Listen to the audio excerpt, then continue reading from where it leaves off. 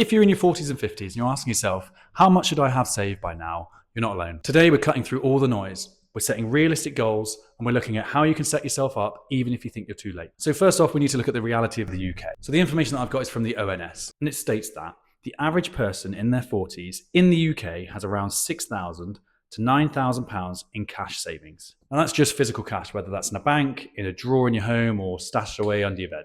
And the average pension pot for a 40-year-old is between £60,000 and £90,000.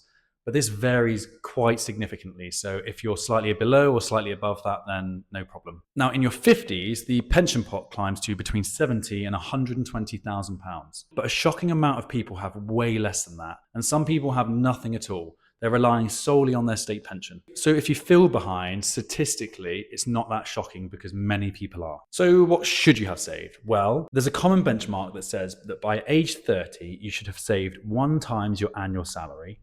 By age 40, you should have saved 3 times your annual salary. And by 50, 6 times your annual salary. So for example, if you earn £40,000 a year, by age 40, you should have £120,000. And then by age 50, you should have just shy of £250,000. And remember, these aren't rules, they're just references to the UK data. Next, we're going to talk about what retirement actually costs. So the data that we've taken is from the retirementlivingstandards.org. On screen now is the PLSA's Retirement and Living Standard. This is a free, easy to use resource online that you can use to essentially track and look at how you compare and what you can expect at retirement. As you can see on screen, it breaks it down into lifestyle. So it has the minimum lifestyle, the moderate lifestyle, and a comfortable lifestyle.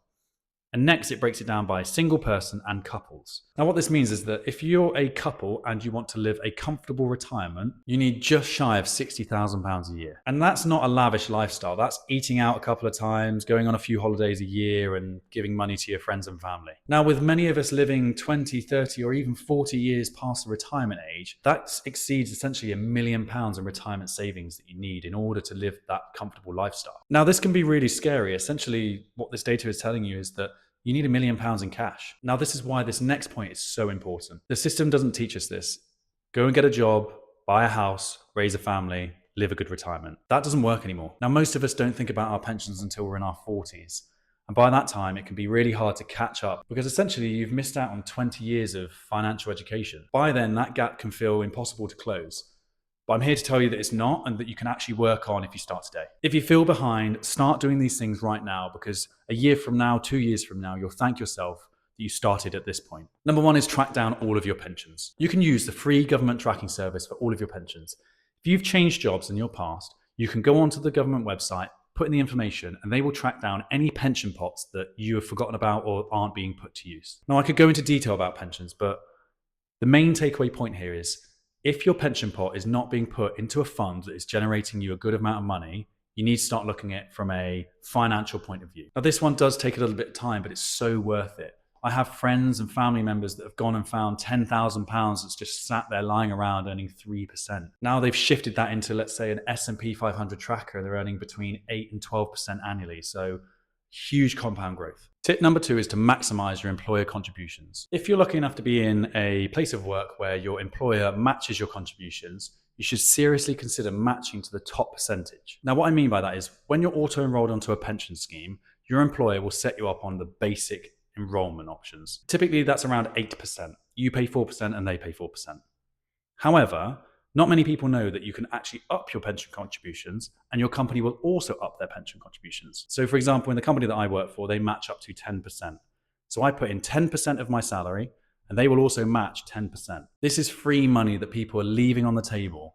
It has massive compound growth and I advise everybody to have a little look into it. Tip number 3 is to use a stocks and shares ISA. Even putting £200 a month into an index fund can grow into 6 figures over time. It's that use of compounding. Now, why a stocks and shares ISA is so critical for saving for retirement is if you're already maxing out your pension contributions, the next best thing is a stocks and shares ISA. Now, any money that you put into that ISA is tax-free.